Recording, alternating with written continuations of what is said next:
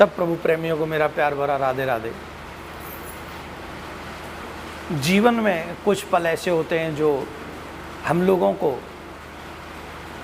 बहुत कुछ दे जाते हैं। बुरे दिनों को अच्छे दिनों में बदला जा सकता है। अभी देवसैनी एकादशी आने वाली है, जिसमें हम लोग ये मानते हैं कि देवता चातुर्मास के लिए, स्पेशली नारायण भगवान शयन करने के लिए चले जाते हैं। और उन 4 महीनों में कोई शुभ कार्य नहीं होता, जैसे विवाह नहीं होता, किसी ने नया भवन बनाया हो तो उसमें प्रवेश नहीं होते, इत्यादि इत्यादि कई कार्य ऐसे हैं जो शुभ कार्य इन 4 महीनों में नहीं होते। इन्हें चातुर्मास कहते हैं। तो अब ये जानते हैं आप कि कोरोना काल में कई बार ऐसी कठिन परिस्थितियां हुई हैं कि अच्छा पल भी बुरे पल में बदल गया। मैं यहाँ बात कर रहा हूँ देवसैनी एकादशी की, और मैं यहाँ बात कर रहा हूँ आपके जीवन में चढ़े हुए कर्ज की। क्योंकि जैसा आप जानते हैं कोरोना काल में कई लोग ऐसे हैं, आज मैं आपको ऐसा उपाय बताने वाला हूँ कि देवसैनी एकादशी वाले दिन अगर ये कार्य करें तो निश्चित तौर पर आपको उस कर्ज में बहुत बड़ी राहत मिलेगी। कर्ज चुकाने में आपको सफलता मिलेगी, आपको आगे बढ़ने में सफलता मिलेगी। लेकिन कब? जब आप ये उपाय कर लें। बहुत सरल उपाय है, बहुत छोटा सा उपाय है, कोई बहुत बड़ा उपाय नहीं है, परंतु इसके लिए ज़रूरी है कि आप इसको श्रद्धा से करें, प्रेम से करें। तो कोरोना काल में कईयों की नौकरी चली गई, कोरोना काल में कईयों का बिजनेस ठप हो गया, कईयों ने लोन लेके अपनी कोई बिजनेस प्रारंभ की थी, लेकिन अब जब बिजनेस ही नहीं चला तो वो लोन भी है, ऊपर से ब्याज भी चढ़ रहा है और काम चल नहीं रहा। तो ऐसी कई समस्याएं हैं जिनसे निजात पाने के लिए हमें देवताओं की कृपा की आवश्यकता होती है। अगर देवता कृपा कर दें तो बहुत आसानी से कहीं ना कहीं वो चीज़ें हमारी फेवर में आ जाती हैं और वो चीज़ें हम कर पाते हैं जो हम चाहते हैं। तो आपको करना क्या है? देवसैनी एकादशी के दिन आपको व्रत तो रखना ही है, साथ में आप जाइए पीपल के पास और मीठा जल लेकर उसमें कोई भी मीठी वस्तु मिलाकर, शहद मिला लीजिए, बूरा मिला लीजिए, शक्कर मिला लीजिए, वो मिलाकर पीपल को चढ़ाना है, मीठा जल। और शाम को पीपल के नीचे दीपक जलाना चाहिए। कहते एकादशी के दिन, शनिवार के दिन स्वयं लक्ष्मी नारायण भगवान वहाँ वास करते हैं। तो आप शाम को दीपक जला कर आएंगे, घी का दीपक जलाएंगे, तो निश्चित आपको आपके कर्ज चुकाने में राहत महसूस होगी। दूसरी बात है, कई लोग कहते हैं हमारे घर में सुख नहीं है, हमारे घर में शांति नहीं है, हमारे घर में द्वंद्व बना रहता है, हमारे परिवारजनों में एक दूसरे से बनती नहीं है, तो महाराज हम क्या करें? उनके लिए भी उपाय है। एकादशी वाले दिन ही भगवान विष्णु के साथ साथ माँ लक्ष्मी की पूजा करें। विष्णु यंत्र को अपने घर में धारण कराएं, विराजमान कराएं और उनकी पूजा करें। तो जब आप उनकी पूजा करेंगे तो निश्चित तौर पर मुझे ऐसा लगता है कि आपको आपके घर में शांति भी होगी, सुख की अनुभूति भी होगी। और आप उस समय पूजा करते समय, भगवान की, नारायण की पूजा करते समय ये प्रार्थना करें कि हमारे घर में सुख, संपत्ति, समृद्धि बनी रहे और हमारे घर में जितनी भी नेगेटिव एनर्जी हैं वो समाप्त हो जाएं, पॉजिटिव एनर्जी हमारे घर में आए। ऐसी प्रार्थना करके लक्ष्मी नारायण की पूजा करें। इससे आपके घर में, आपके परिवारजनों में जो क्लेश, जो द्वंद्व है वो शांत होगा।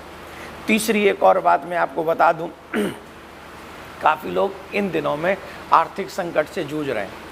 उनको लग रहा है अब हम क्या करें? तो वैसे तो ये आपको उपाय हर एक एकादशी के दिन करना चाहिए, पर देवसैनी एकादशी विशेष है, तो इस दिन आपको क्या करना चाहिए? लक्ष्मी नारायण की पूजा करनी चाहिए। और लक्ष्मी नारायण की पूजा के साथ साथ भगवान को पीली, विष्णु भगवान को पीली वस्तु का भोग लगाएं और लक्ष्मी माँ को खीर का भोग लगाएं। तो इससे आप जो चाहते हैं वो भी प्राप्त होगा। और जो चाहते हैं कि हमारे घर में धन का अभाव न रहे, तो लक्ष्मी नारायण की उस सुंदर छवि पर जो आपके घर में है, आप 1 का सिक्का ले लें, 5 का सिक्का ले लें, 11 का सिक्का ले लें और वो भगवान के चरणों में चढ़ा दें, प्रार्थना कर दें। अपने दुख के विषय में जो भी आपका दुख है वो उनको कह दें और वहाँ से प्रसाद समझ के उसी सिक्के को अपने पर्स में, अपनी तिजोरी में अथवा जहाँ भी आपका धन रहता है वहाँ उसको रख दें। तो आपको अनुभव होने लगेगा कुछ ही दिनों में कि आपकी समस्याएं धीरे धीरे कम हो रही हैं, लक्ष्मी नारायण कृपा कर रहे हैं। लेकिन इन बातों को आप स्वयं करें, लेकिन ध्यान रखें, विश्वास के साथ करें। और जिन जिन को भी आप चाहते हैं, देवशयनी एकादशी से पहले पहले आप इस वीडियो को अपने लोगों तक पहुंचा दें, आप सुन लें। हमसे ये प्रश्न करते हैं, हमारी एकादशी बाद में क्यों आती है? कुछ लोग पहले एकादशी रहते हैं। जिस एकादशी को हम लोग नहीं रहते, ध्यान से सुनना, आज वही एकादशी है जो हम नहीं रहते, आज है।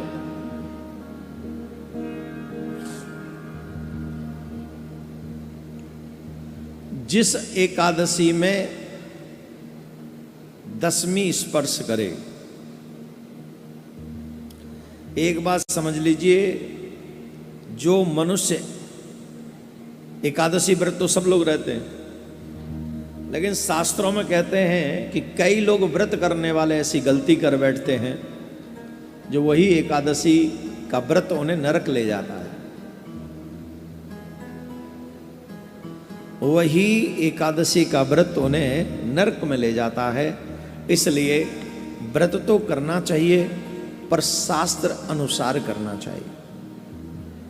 सोच समझ के एकादशी का व्रत करना चाहिए। शास्त्रों में कैसे एकादशी का व्रत करना चाहिए, कौन सी एकादशी का व्रत करना चाहिए, इसका स्पष्ट निर्देश है। स्मारत और वैष्णव एकादशी दो होती हैं। दसवीं तिथि, ध्यान से सुनना, दसवीं तिथि एकादशी तिथि को अगर स्पर्श करते, वो एकादशी नहीं रहनी चाहिए।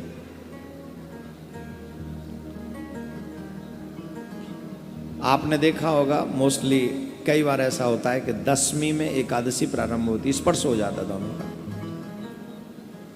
तो वो एकादशी जिसमें दसवीं तिथि का स्पर्श हो, वो एकादशी का व्रत निषिद्ध है। एकादशी तिथि द्वादश तिथि का भी स्पर्श करती हो, अगर जैसे एकादशी हम व्रत कर रहे हैं और उसमें द्वादशी स्पर्श हो रहा हो, तो वही उत्तम एकादशी का व्रत माना गया है, श्रेष्ठ एकादशी का व्रत माना गया है। जो मोस्टली हम लोग रहते हैं, भविष्य पुराण में कहा गया है कि सूर्योदय के पहले 4 दंड काल यानी 1 घंटा 36 मिनट यदि दसवीं नाम मात्र भी रहती है, तो भी वह एकादशी उपवास करने के योग्य नहीं है। स्कंद पुराण में है, उमा महेश्वर संवाद में ऐसा वर्णन आता है, जो दसवीं युक्त एकादशी करता है वो निश्चय ही नरक जाने की इच्छा करता है। ये हम नहीं कह रहे हैं। बाबा भोलेनाथ माँ पार्वती को उमा जी से महेश्वर कहते हैं। जो दसवीं से स्पर्शित एकादशी है, जो मनुष्य उस व्रत को करता है, वह नरक जाने की इच्छा रखता है। ब्रह्म पुराण में आता है कि धृतराष्ट्र के 100 पुत्रों का नाश हो गया। उसके पीछे एक रीजन ये भी था, उसकी जो पहली पत्नी थी उसके साथ धृतराष्ट्र ने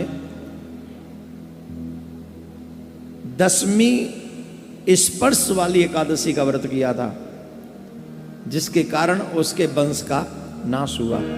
ऐसा हम नहीं कहते, ये ब्रह्म पुराण में आता है। इसलिए हम लोगों को वैष्णव एकादशी का व्रत करना चाहिए। जो चाहे उसमें द्वादशी स्पर्श हो जाए, इवन त्रयोदशी भी कहीं स्पर्श होती हो, द्वादशी बहुत कम समय के लिए द्वादशी रही और त्रयोदशी भी, वो तो श्रेष्ठतम श्रेष्ठ एकादशी का व्रत माना गया है। इसलिए ये संदेह कभी नहीं करना चाहिए।